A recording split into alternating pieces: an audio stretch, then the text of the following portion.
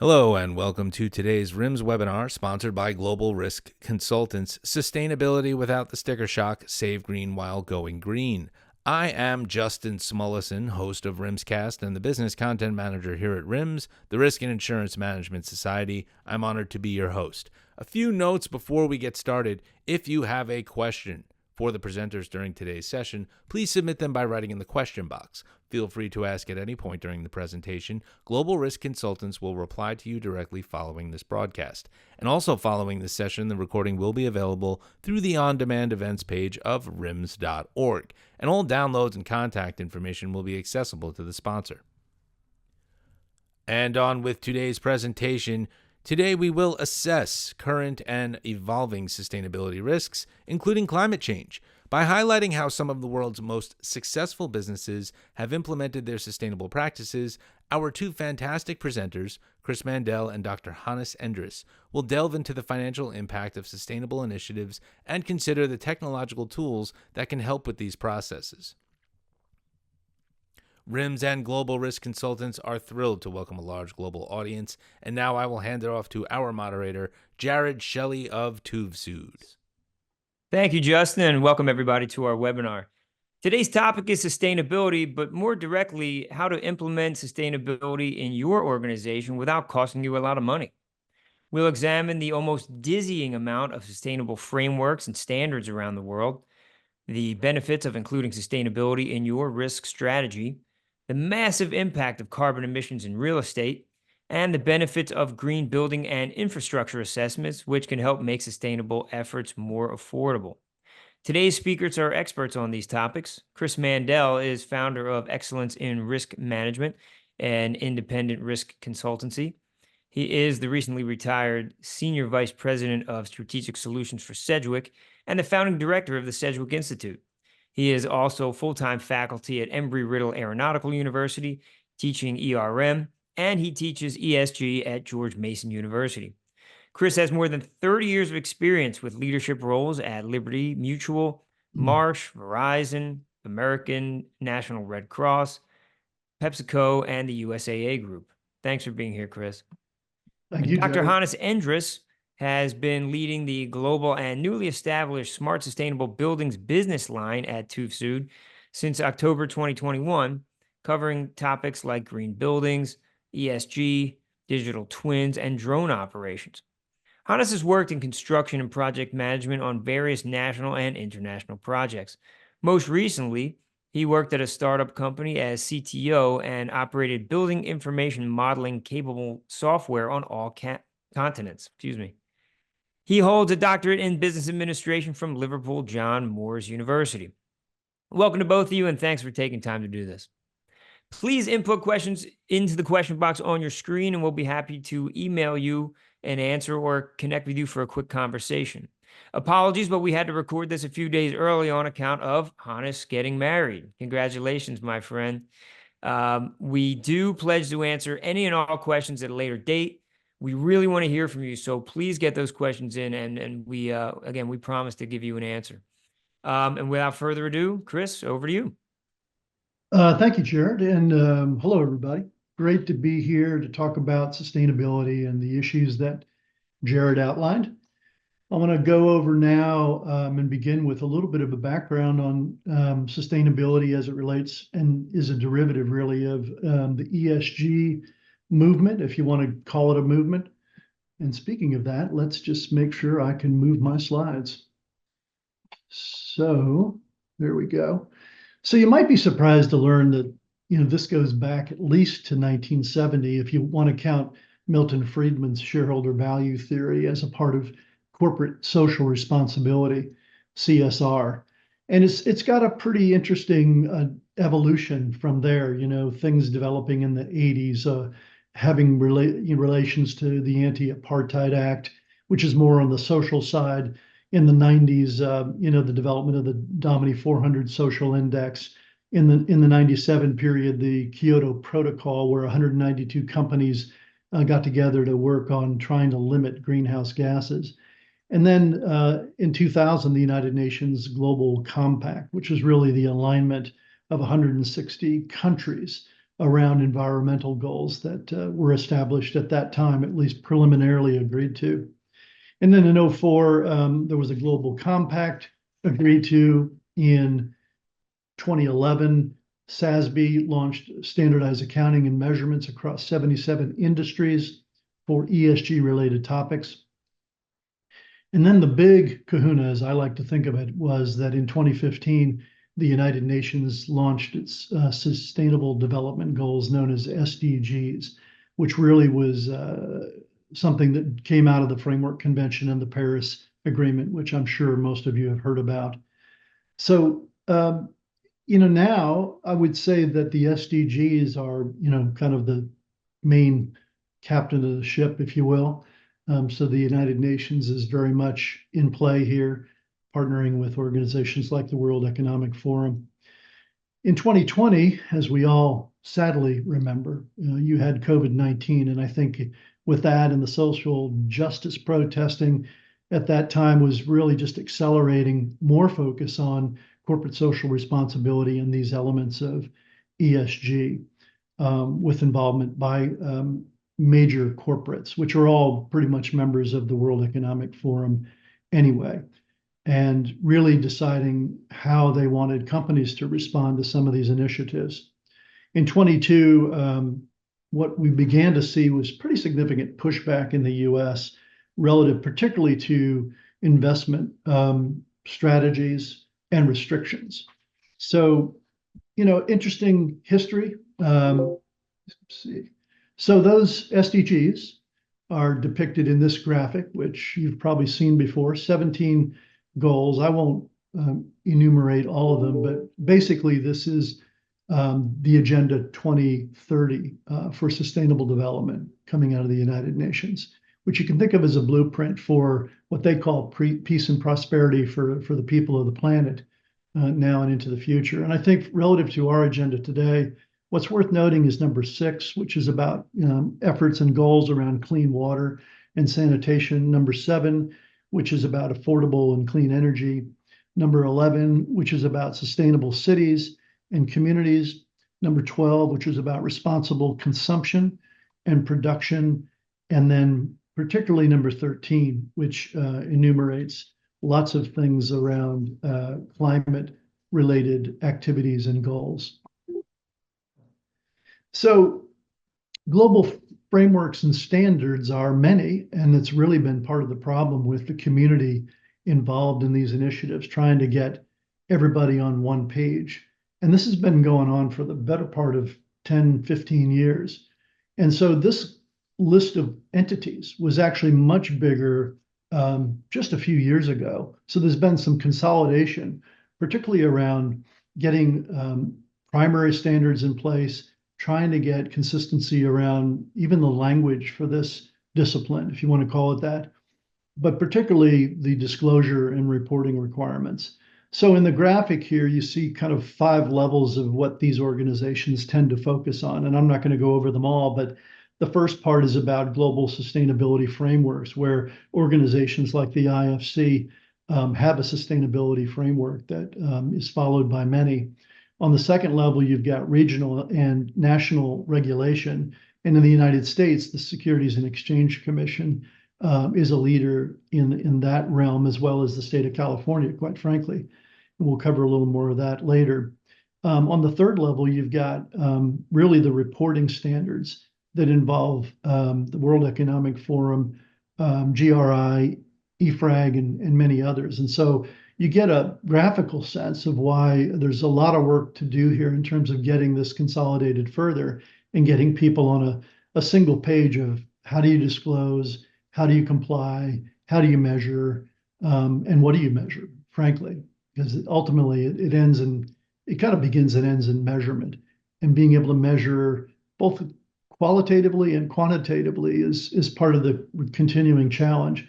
So at the fourth level, you've got climate reporting standards, particularly led by the TCFD, but Greenhouse Gas Protocol and Science-Based Targets, the CDSB, basically establishing the reporting principles and metrics that many are using today. And then the fifth level is the integrated reporting initiatives, that probably all these entities are contributing to in one way or another, no one of which is really emerged yet as that entity which is establishing a standard for integrated reporting. But we're moving quickly nowadays, much quicker than ever, in terms of getting to that goal. There we go. Okay.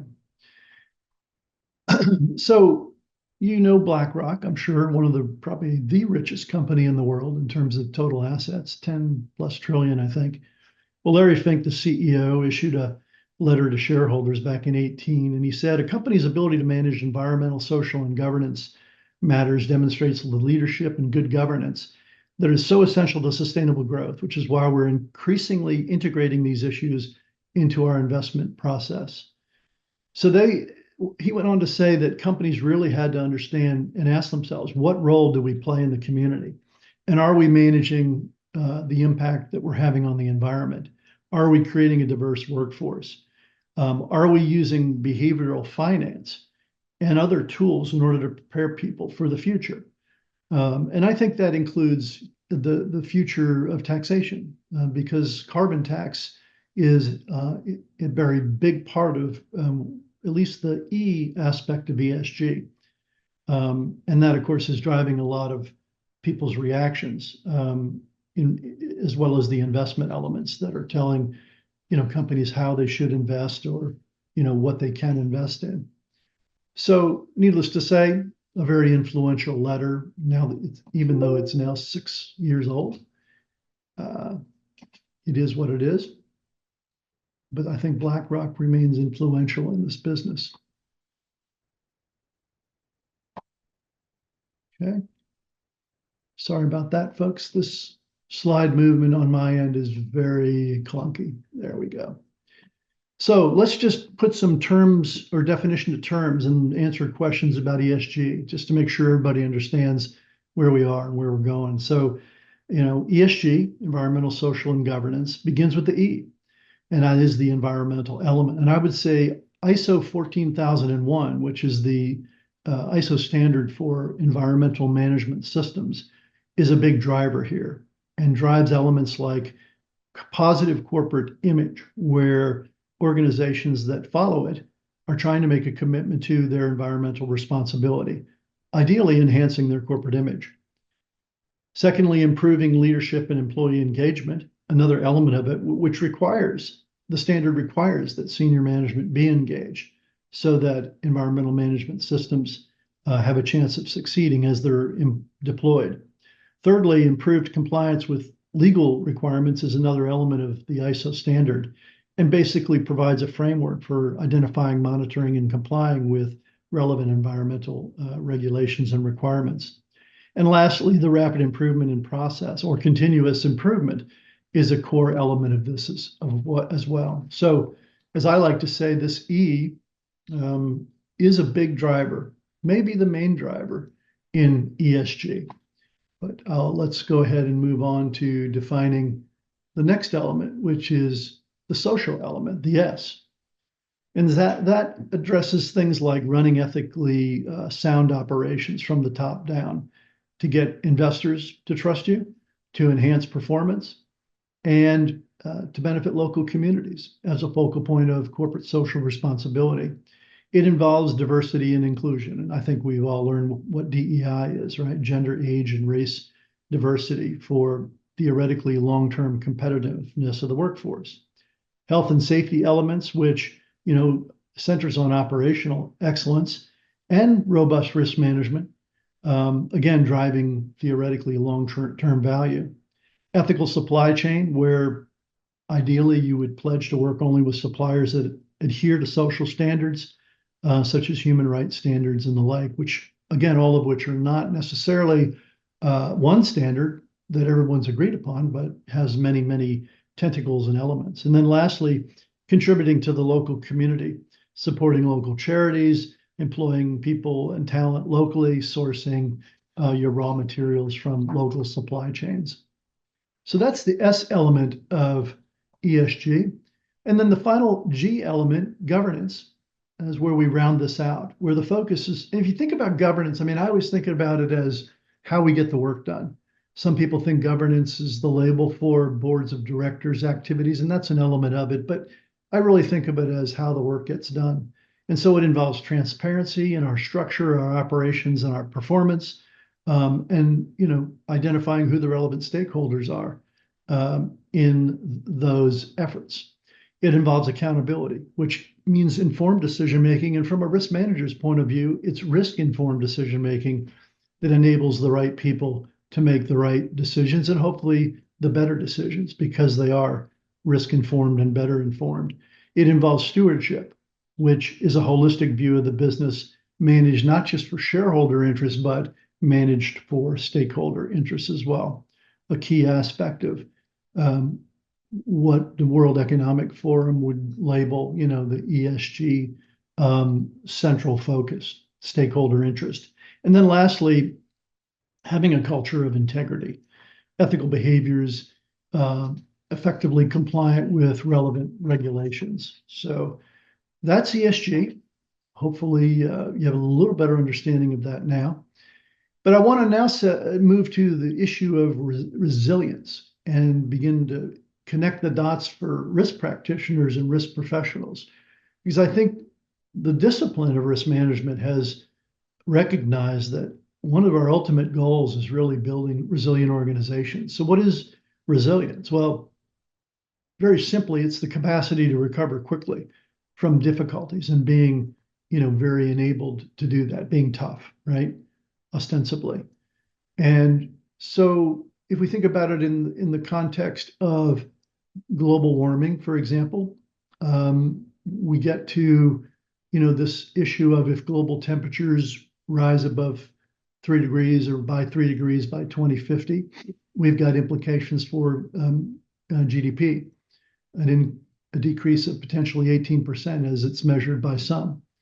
So in the context of resilience and frankly sustainability, we've got to spend our time understanding what the risk portfolio looks like, how our risk profile shifts as we consider these elements. So sustainability, which is a lot of what we're here to talk about today, needs to be integrated into our risk strategy, just like the ultimate goal of resilience. So if we think about sustainability, we think about it as the ability to be maintained at a certain rate or level over time, being able to avoid the depletion of natural resources in order to maintain an ecological balance, which ostensibly gives us the ability to differentiate our brand, to mitigate our risk to our reputation, to be able to innovate and leverage market opportunities through creativity, getting the right talent in place and being able to keep them, focusing on operational efficiencies, supply chain resilience, getting access to investor money globally, as well as business partners, and develop partnerships generally wherever we operate, but particularly on an international scale. So how does ESG impact organizations at these three levels? Well, let's first talk about at the board level. So boards are under pressure, particularly to get to this net zero 50, net carbon 50, basically. So zero carbon emissions by 2050. And I've heard recently that people are beginning to ask, well, maybe we should do that even earlier, right? Being that that's 6 years away. So I've heard talk about net zero by 40 and net zero by 30, which arguably, is a big stretch goal. So that's part of a board's pressure, including demonstrating good corporate citizenship generally for future generations. Executives are under pressure to secure funding for ESG-influenced investor markets and being able to deliver long-term results as well as short-term results, which is obviously always been the issue, right? Particularly for public companies.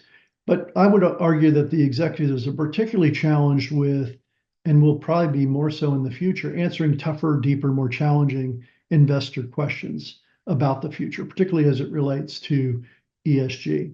And then lastly, management teams are under pressure to overcome fundamental differences in ESG standards, the differences in language, and particularly the differences in the way we measure our compliance with what we would say are the ESG goals. But they're also under pressure to generate data-driven, evidence-based, non-financial ESG actionable information, and a really big challenge to integrate unstructured qualitative data with structured quantitative data. And as risk professionals, I'm sure you all recognize how big of a challenge that is, not just in this ESG world, but in and across our entire risk portfolios. So I mentioned earlier that there is pushback emerging, particularly in the United States, particularly from the state level. And I'll show you a little more on that in a minute.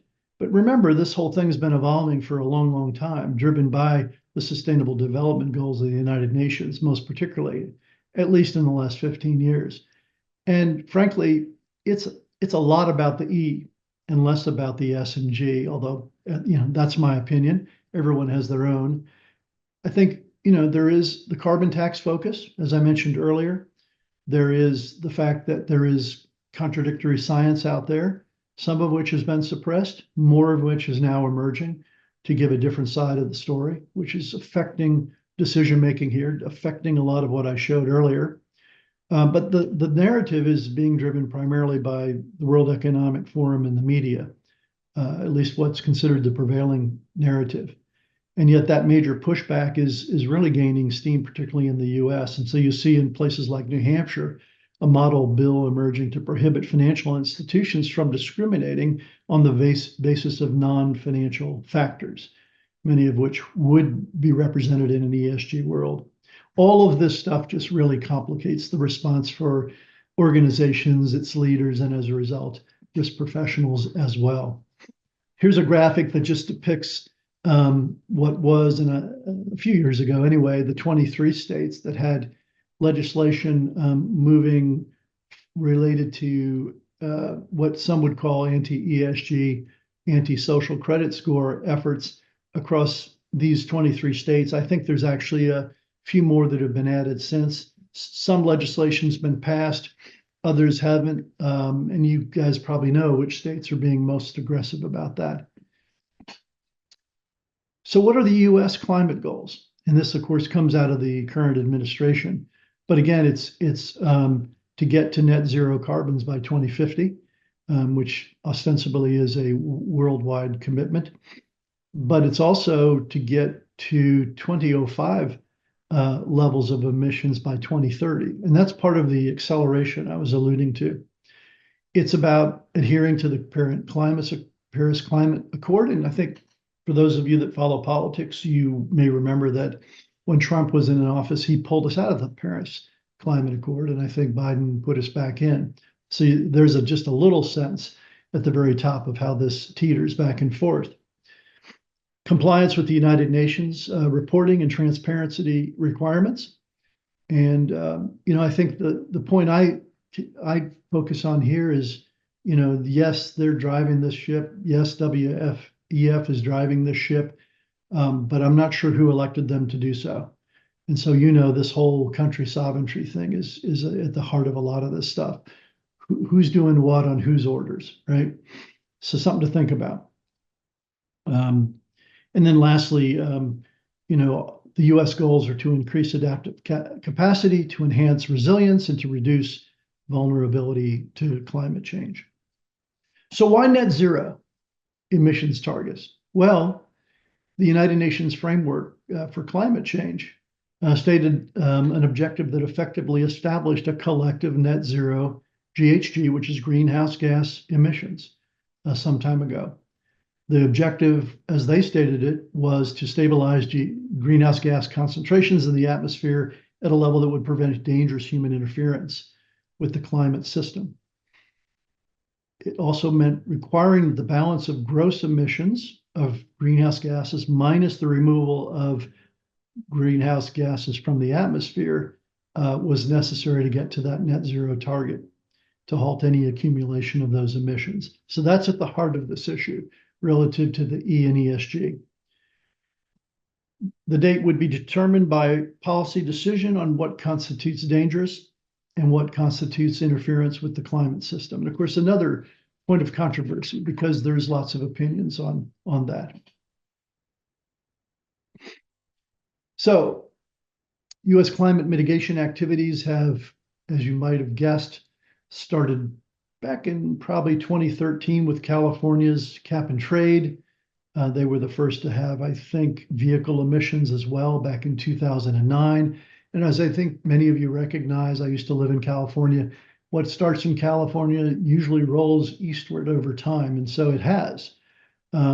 At last measure, 11 U.S. states participate in the Regional Greenhouse Gas Initiative, which is a 65 cap and trade program on CO2 emissions, and that relates to the use of electric power.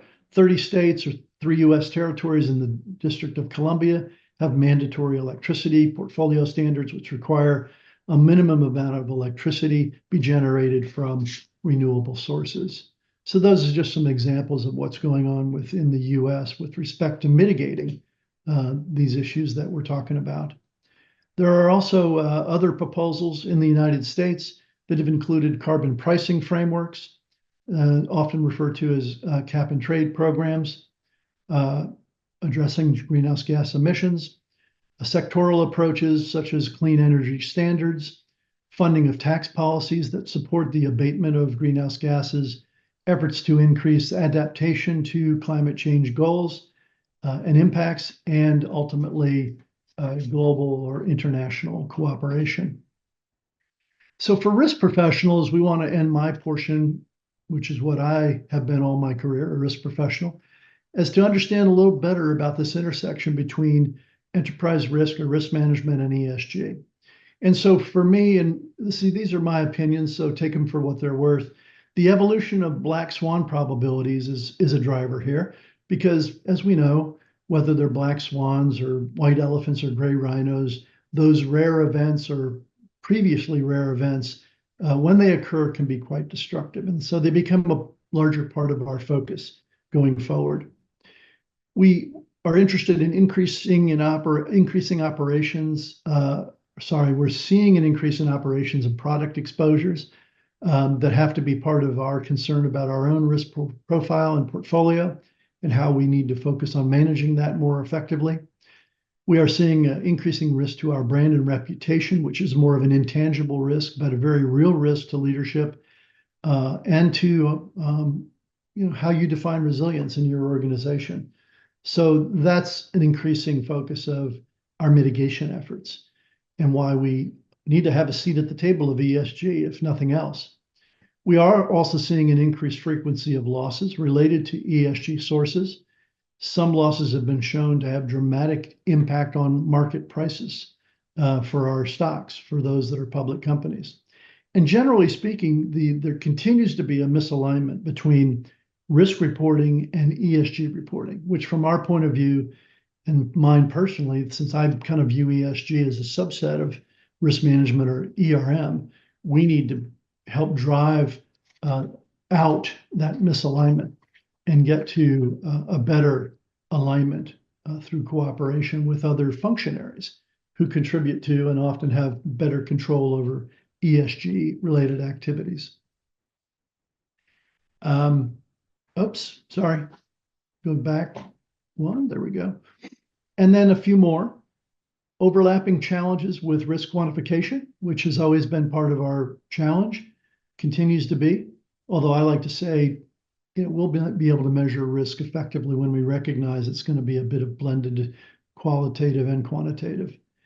Opportunity to drive collaboration across the culture and different functionaries involved in this, different stakeholders, and other opportunities that are presented to help us drive a common language, enhance our organizational resilience, leveraging resources more efficiently, and improving disclosure sufficiency, of which all affect the risk profile of our organizations. So with that, I hope that was helpful, and I'm going to hand it off now to Hannes to talk about some of the more technical aspects of this. So thank you, Chris. After Chris nicely lay out the overall trends in specific in the United States, I will go a little bit into a technical deep dive, but first of all, I want to highlight a point. Chris also made the point about climate change and about the aim and about to get more resilience. So let's have a look about how the extreme weather events change. So from 0.5 degree onwards, we will already face more extreme weather events, which we already did in the past. At 1 degree increase, we will also see an unstable food supply. And from now on, we split into 3 different scenarios. One is like a top scenario, which is very bad because you have a high increase in temperature. The bottom scenario is a positive scenario, and the middle scenario is like an average. From 1.5 degrees onwards, we see heat waves, floods, and droughts. And at 2 degrees, we already see deadly heat waves and a food shortage. Currently, we had already a year with 1.6 degrees, so in between 1.5 and 2. At 3 degrees, we will already see droughts and famines in billions. 4 degrees, we will 100 flooded cities. So even today, we have in some areas of the world, such as Manila, areas that are already flooded and are very difficult to live in. So this is already now a problem, but of course it is much more serious at 4 degrees. And at 5 degrees, a large part of the earth becomes uninhabited. And the world population will decrease to 1 billion. So a very serious scenarios that we are facing where we have to get ourselves ready. And on the one hand, we have to stop this trend and have to become climate neutral. And on the other hand, we have to become more resilient against this extreme weather event. So let's have a look on the built environment itself. What we highlight in the last slide, it has a lot to do with the net zero topic, as we have to stop the climate change. But also the topic of climate resilience, as mentioned before, is very, very relevant. And it all is mainly affected in the E, but overall, we shouldn't forget about the S and the G, so about the social and the governance, as Chris mentioned, defined before, which is very, very crucial of it, and of course, becomes a huge part of the overall trend. And as we, as humanity, spend 90% of our time in buildings, we have to see that it really suits to the ESG trend and like focuses on frameworks such as the UN SDGs or frameworks that mirror the UN SDGs. And here's the responsibility that we're having in our built infrastructure. It's 37%. So this is very massive, and we have a huge impact and a huge potential to improve the overall carbon footprint of the world. 26% of this 37% are related to the existing building, and the rest is related to new buildings. So existing buildings have a much higher chance to improve the overall footprint, while the new build infrastructure with the embodied carbon is still very relevant. And we have to build until 2050 an infrastructure, houses, residential houses for a population of 10 billion people on a global level. So, as I highlighted, the topic of net zero is extremely relevant. There is extreme potential to improve, and also the built environment has a tremendous impact and a good potential to improve the overall footprint. But on the other hand, the built infrastructure needs to get more resilient. If we have a look at these statistics, it illustrates that in the last 10 years, from 2010 to 2020, it's now a little shift, of course, there was a quantity of 145 billion US dollars in the EU alone that was spent on damages that occur from NatHES events. And if we take this protection, which is of course now very much looking forward in the future, we have a probability that we will spend 46 to 230 trillion US dollar based on a 2-degree scenario. So that might change if we are having other scenarios aligned. Of course, this is looking a lot ahead, but the paper where I got this information from is looking at a specific ROI on sustainability or on decarbonization, and therefore it have a longer time frame than climate models usually have. Let's have a look at the different direction ESG is going to be implemented in the built environment, in the commercial property environment. So we're having some elements that are specific, but not legally binding, such as green building certification. Those certifications usually go far beyond the topic of decarbonization and focus also on general ESG aspects. We also have local legislation. Obviously, they are legally binding. They are specific, but focusing on certain elements such as decarbonization or accessibility. So they are legally binding, but they are less holistic than the green building systems, but have a big impact, of course, also on the building owners. And then we're having a little bit of the unspecific aim setting by governments. They're not legally binding necessarily for the companies, depending on the framework, but legally binding for the governments to implement them. So it really differs which overarching frameworks are we following after, but generally they are dictating a guideline. But let's have a look at some examples that we are having. In Europe, we are having the European Green Deal, which in specific deals also with buildings and the aim setting for buildings. And out of this, or related to it, we are having the EU taxonomy, which really dictates that financial flows should orientate towards sustainable investment and consider the economic activity really being part of a sustainable action. And then we are having more specific on the building side, the energy performance regulations for buildings, EPBD. And this one covers a little bit of more technical actions that should be implemented in local legislation. As another example, in New York, there is the Climate Mobilization Act, which aims to reduce the overall footprint of New York City by 10% in 2030 and goes then stepwise beyond that. So it really dictates a target that says per year there should be an action performed, and it keeps continuing until hopefully the net zero. In Singapore, we are having the Singapore Green Plan. And the Singapore Green Plan, it's a very comprehensive framework that mirrors the UN SDG that Chris also outlined very nicely before. And that should be really implemented on the landscape of Singapore, goes also far beyond buildings.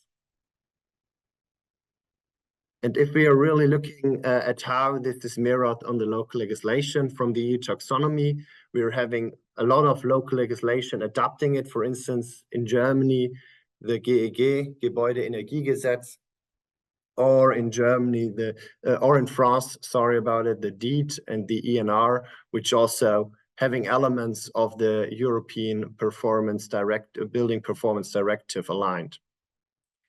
In New York, the Climate Mobilization Act is, for instance, associated with the Local Law 97, which says that 15,000 buildings in New York have to adopt concrete measures. And if they don't adopt it, they face fees and penalties. And finally, in Singapore, where we have the Green Plan, we have the 80-80-80 regulations established, which really aims for a high number of better performing buildings and a high number of new developments that face high efforts in reducing energy consumption. And then finally, we have the green building certification frameworks. As I said, they're very specific, but they are not legally binding, and they cover really the holistic ESG approach. They're having different topics for environment and also requirements such as well-being of the user and user comfort of the building, as well as governance information. So, but why shouldn't we adopt also green building certification frameworks as part of our ESG strategy? Because we can calculate an ROI, considering the life cycle time of a building. So if we consider a green certified building or a green building that have certified efforts versus a traditional building, we see that they cross. We generally have a slightly higher investment from 1% to 6%, so higher investment costs.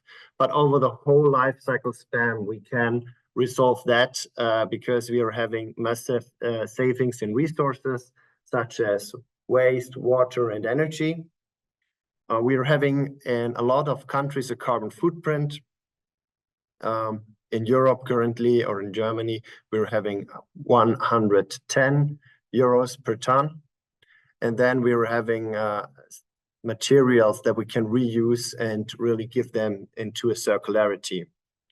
And also the financial value of the building becomes higher.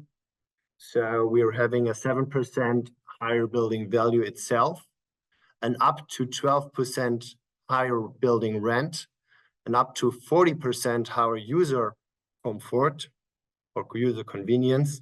And also in a transaction, there can be a higher end price or as a result for implementing sustainability certification. How can we manage this? I don't want to call it mess, but it's kind of a confusion, the fragmented landscape of different regulations, of different actions, of different frameworks we can follow after. And this is something we thought about. Because traditionally we come from a technical due diligence point of view. So it was a relatively simple assessment that we made, comprehensive, but purely focused on the technical level, then composed with other due diligence elements. But now, or previously, we did an ESG due diligence that also considers the ESG aspect. So it looks at the technical details, but it focuses on ESG regulation and mirrors them towards ESG regulation. This was also beyond the transactional phase. And then now we are going to a continuous ESG. A continuous ESG means that we store the information that we collect on a database, that we can improve them, that we can yearly report them, and that we really can step by step manage the building to net zero and to an ESG compliance. And then finally, we are looking for ecosystemized ESG. So we really want to share and get information from other platforms and really enhance user comfort, enhance different toolings that makes the building better and help to outperform the building, streamlining information flows. Let's have a look how this works. So in the first place, we're having an assessment, and this assessment covers like different type of experts running through the building, looking at the overall shape of the technique, which windows might be changed, which windows might not changed, what's the overall status of the technical equipment. We're also having a tool called technical monitoring, which is built up on the top screen. This can be plugged in the building automation system, so we can also get data from here and see what is running properly and what is not running properly. But in the first step, it really aims to rank it and to benchmark it. And we can bench that on any decarbonization path. Here is illustrated the GRAM path, the carbon risk real estate monitor, which give us an opinion on how our asset looks like, whether it is under the curve and okay, or it's beyond the curve and if it's getting stranded. And if it's getting stranded, there will be actions involved. But what does it mean? So in the next step, as I said, we can benchmark and we can include an investment plan considering investments for decarbonization and a stepwise approach towards net zero. And lastly, we can have a certification if we have the right status of the building, and we can go beyond this. We cannot focus on decarbonization only. We can also consider overall an ESG status, orientating towards green building certifications, or making the building more resilient by considering location-based risk.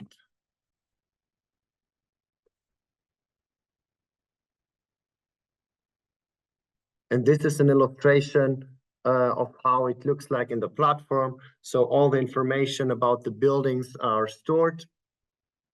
And what we can do is like generating an overall status of the building, considering the different energy sources, considering the different scopes, and also providing a holistic decarbonization path by having all of these different actions, including funding possibilities, considered into a holistic roadmap. Here at the current stage, we can compare different possibilities to each other and see which is the most attractive, where can I get the biggest impact versus money spent. And this helps, of course, then here in the final roadmap to define a holistic decarbonization strategy by just dragging and dropping the different actions to the year of implementation, and also providing a holistic view based on the different schemes we are following after, giving an overview and really illustrating what elements can be implemented next and what's the value of the current asset we are following after.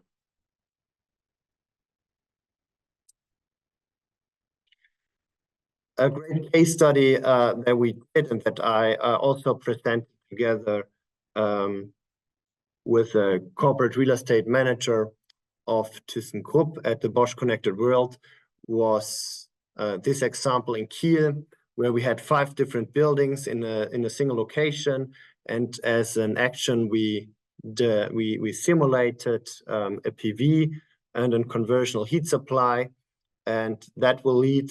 So those 2 actions will lead to a 30% carbon savings, and can be, of course, upgraded with other measures. Furthermore, it provides an ESG and stranded asset forecasting, and it estimates, of course, an ROI for the implementation of the different actions that we're having on the building. And now I will pass over to Jared for the final words. Thanks, Hannes, and thank you, Chris, for your insightful presentations. I'll briefly go over some key takeaways. Firstly, sustainability is having a massive impact on future management and has implications for comprehensive property management beyond net zero and climate resilience. With complex and varying sustainability frameworks, it's critical to get a thorough understanding of what your company needs to do. It's also critical to consider the practical, legal, and financial risks of sustainability and efforts to become more sustainable. When it comes to ESG, be sure to focus on the E, the environmental piece. Adhering to standards like ISO 14001 can enhance a company's image and ensure success of environmental management systems.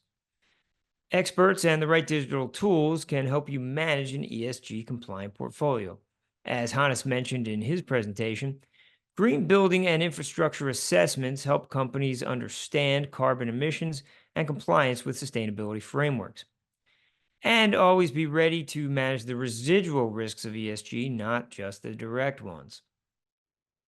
One more quick word. Please follow us on LinkedIn at TÜV Global Risk Consultants. We're always sharing information on loss control and risk engineering trends, and we'd love to have you in our community. And with that, I'll hand it back to Justin from RIMS for a final word. That was great. Special thanks again to our two fantastic presenters, Chris Mandel and Dr. Hannes Endriß, and our moderator, Jared Shelley of TÜV Süd, for their time and expertise. The presenters have your questions and will reply to you directly. Remember to follow TÜV Süd on LinkedIn and visit tuvsud.com and email at info@tuvsud.com. Be sure to subscribe to RIMScast. That's the official RIMS podcast. You can find us on most major podcasting apps. The show is free and publicly facing, and a new episode is released every Tuesday. It's an interview-style show, and it's hosted by yours truly, so check it out. Download RIMScast today. And finally, RIMS is global, and we would love for you to build your network with us. Visit rims.org/membership to apply for a RIMS membership. Thank you all, and stay safe.